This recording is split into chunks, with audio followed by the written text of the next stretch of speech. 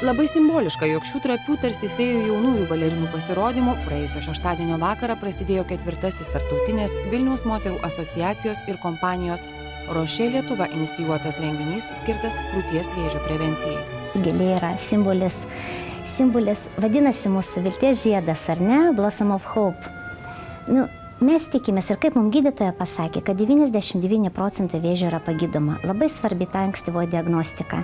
Ir kai ta gėlytė išsiskleidžia ir duoda vilties, kad ateina vasara, tai taip pat mes galvojam, kad mes su ta ankstyvo diagnostika padėsim diagnozuoti anksčiau tą vėžį ir išgydyti. Čia yra mūsų viltis. Pats džiaugsmingiausias momentas, kai mes nuvežam tos adatos į ligonines, mes visada sukviečiam gydytojus, mes pabendraujam. Labdaringame renginyje buvo renkamos lėšos, už kurias vėliau krūties vėžių sergančioms moterims bus perkamos biopsinės adatos Lietuvos onkologiniams ligoninėms. Klaipėda, Kaunas, Šiauliai ir Vilnius. Mes lankome visas ligoninės ir kalbame su jų medikais. Daugelį šį vakarą dalyvaujančių žmonių yra palietusi vėžio žymė. Kažkieno seserį, mamą ir daugelis, kurie šiandien čia dalyvauja, daug žino apie krūties vėžį. Pati idėja dovanoti moterims šansą gyventi bei, jei lemta, surasti kuo ankstyvesnės stadijos vėžį, jau yra savaime didelė paskata prevencijai, vilčiai ir didesniam dėmesiui savo, sako Tarptautinės moterų asociacijos narės. Kiekviena adata kainuoja apie 100 litų. Tai įsivaizduokit, moterį, kurie ateina, kurie reikia padaryti diagnostinę, labai daug analizų mokamų. Tas 100, ne visi gali nusipirkti. Nes mes, kai klausim ligoniniam, kuo mes galim prisidėti, gal kokios aparatūros, gal sako, adatų.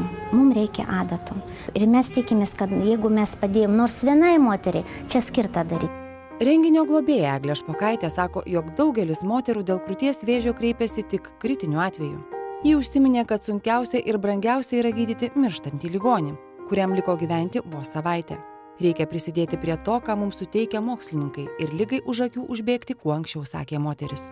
Mokslas yra pažengęs labai toli ir dabar jau galima labai daug kam padėti. Bet būtent daugiausia pajėgų yra metama į tuos atvejus, kai yra gydomos jau užleistos ir, kitaip sakant, yra gelbėjama mirštantys žmonės. Ir būtent tai kainuoja brangiausiai. Mes visi žinodavom, kad vėžys yra nepagydoma liga, dabar mes žinome jau, kad pagydoma ir daug atvejų yra pagydomi. Todėl, man atrodo, kad su tokia mokslo pažanga, jeigu keistųsi mūsų tiesiog požiūrio į sveikatos kultūra, sakyčiau tai, kaip kiekvienas žmogus, suprasdamas ir žinodamas tą ligų prevenciją, ankstyvas išsityrimas, suteiktų galimybę mokslui žengti priekį ir kad, pavyzdžiui, galbūt kažkada vėžys iš viso niekada nebebus mirtina liga. Jeigu mes patys, mes turime padėti tam, mes negalime vien tik laukti, kol kažkas pasirūpins, kol kažkas kažką padarys ir mus išgydys nuo tos ligos. Mes patys dabar jau turime tuom rūpintis. Todėl man atrodo, kad būtent tokio renginio metu, būtent šitų moterų dėka yra akivaizdus pavyzdys, kai asmeninė iniciatyva pačių žmonių gali situaciją keisti. Šio dosnumo aritmetika labai paprasta. Biopsinė storoji adata kainuoja apie 100 litų. Vadinasi, jei šie gražūs ponai ir dar gražesnės jų ponios paaukoja kasmet daugiau nei 50 000 litų, nuo krūties vėžio bus išgelbėta 100 moterų. Juk žinome, kad net 95% moterų pavyksta išgelbėti, jeigu į medikus kreipiamasi, kai vėžys dar yra ankstyvos stadijos. Krūties vėžys yra dažniausia onkologinė moterų liga ir dėja turėčiau pasakyti, kad amžiaus grupių šiai lygai kaip jau ir nebėra, serga ir labai jaunos moteris, ir garbaus amžiaus moteris, ir ankstyva diagnostika, žinoma, lemia moters išgyvenamumo prognozę. Nuo diagnostikos kokybės priklauso iš tiesų ta visa statistika, apie kurią kalbam, ir išgyvenamumas, ir moters gyvenimo kokybė, beje, taip pat ir tolimesnių gydymo priemonių taikymas. Tad kasgi yra tos ypatingos šerdinės storosios adatos ir toji biopsija, jei apie tai dar nesame girdėję?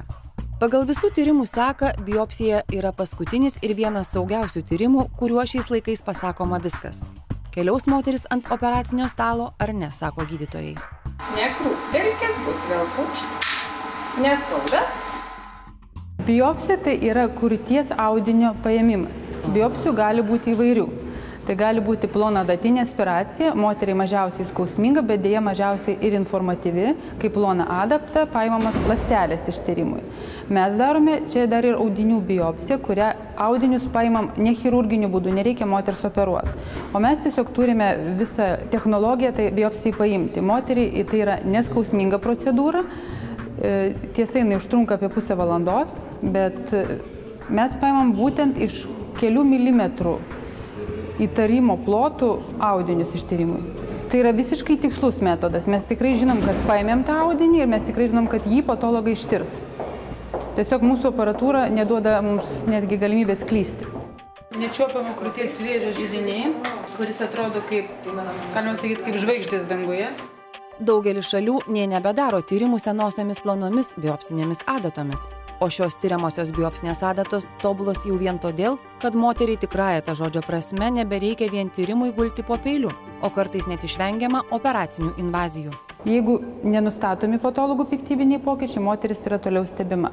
Jeigu nustatomas ar įtarimas galimų piktybinių pokyčių, ar jau piktybiniai pokyčiai, moteris toliau dėja yra operuojama. Kiekvienos moters vėžys yra skirtingas, kaip ir moters veidas, taip pat jisai skirtingai ir gydosi. Ir žinoma, tikėjimas visą laiką padeda šitoje vietoje. Ir iš tiesų matom atveju, kad yra labai minimalūs pokyčiai, o vėžys progresuoja, kartais moteris turi rimtesnę krūties vėžio stadiją ir jinai tikrai puikiai išgyvena. Kiekvienas krūties vėžys atrodo skirtingai. Jo ląstelės, kilmė, 10 skirtingų šios ligos tipų. Žvelgiant į jų molekulines struktūras, genus identifikuojami skirtumai. Ir svarbiausia atrandamas vėžio priešnuodis – gydymo būdas. Tai dar vienas žingsnis, o gal net revoliucija gydant krūties vėžį, sako pasaulio mokslininkai. Labai smagu, kad būtent mamogramų ir echoskopijų tyrimų metu ir atliekant storos adatos biopsijas galim nustatyti šitos ankstyvus pažeidimus, kurių prognozė gerokai geresnė negu išplitusių vėžių, taikyti adekvatų gydymą ir suteikti žmogui kokybišką gyvenimą po operacijos, po gydymo ir prailginti jo išgyvenamumą arba suteikti pilną pasveikimą. Pagal mūsų atsakymą galima spręsti, ar ligonis galėtų gauti hormonų terapiją. Taip pat yra HER2 geno raiška. Yra skiriamas vaistas, herceptinas, kuris padeda naviko gydyme. Klinikinis gydytojas gauna visus duomenis ir jisai sprendžia, kokį gydymą pasirinkti. Mes galim pasakyti tai, kas yra svarbiausia. Ar yra navikas, koksai jisai yra, koks jo agresyvumas ir atrišam rankas chirurgui arba chemoterapeutui, ką jisai toliau gali daryti, kokį kombinuotą gydymą jam pasirinkti. Dvi patyrusios medikės, dirbančios ne akis į akį su pacientėmis, ne operacinėje, bet laboratorijoje su šimtais mėginių ar tyrinėdamos nespalvotą vaizdą, kuris yra taip pat labai iškalbingas, sako tik galinčios nuraminti, jog vėžio diagnozė šiandien nebėra nuosprendis. Moters problema prasideda su diagnozės sužinojimu ir iš tiesų kiekvienai moteriai reikia žinoti, kad tai nėra pasaulio pabaiga ir iš tiesų, kad šiais laikais turint iš tiesų aplinkui pakankamai daug literatūros ir labai gerų medikų ir mokslo naujovės pasiekimų, vis tiek krūties vėžys yra išgydoma liga, pagydoma liga ir moteriai tikrai reikia sekti gydytojų nurodymus, sekti visus diagnostikos metodus, kurie yra priskiriami ir iš tiesų tos moteris sėkmingai gyvena. Žinoma, gal kažkokie ta gyvenimo tarpsnį, ta gyvenimo kokybė nėra optimali, bet visumojas po to tikrai atsistato ir žydi ir toliau gimdo vaikus. Moteriai privalu pasitikrinti vieną kartą į metus ir kiekvienai motiniai reikia žinoti, kad krūties vėžys neskauda, nes tai yra ląstelių dauginimasis, dalinimasis, tai procesas, kuris neskauda. Todėl moteris neturi kreiptis tik tai, kada turi kažkokių krūties pojūčių, jai diskomfortą ar dar kažką, jinai turi kreiptis tiesiog žinodama, kad tikrinasi, norėdama užkirsti kelią mirčiai nuo krūties vėžio. Apie mitus, baimės, bet tuo pačiu ir visiškai naują vėžio gydymo sampratą turi žinoti žmonės ne tik užklupti ligos, sako medikai.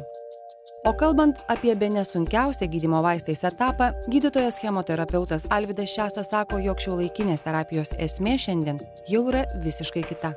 Aišku, tų baimių turbūt ir nedings, nes iš lūpų į lūpas perdodamos ta informacija, jinai apauga tam tikrais įvairiausiais prieskoniais, gandais ir pacientai tikrai dar su nerimu ir su baime žiūri į chemoterapiją kaip į tokį gydymą.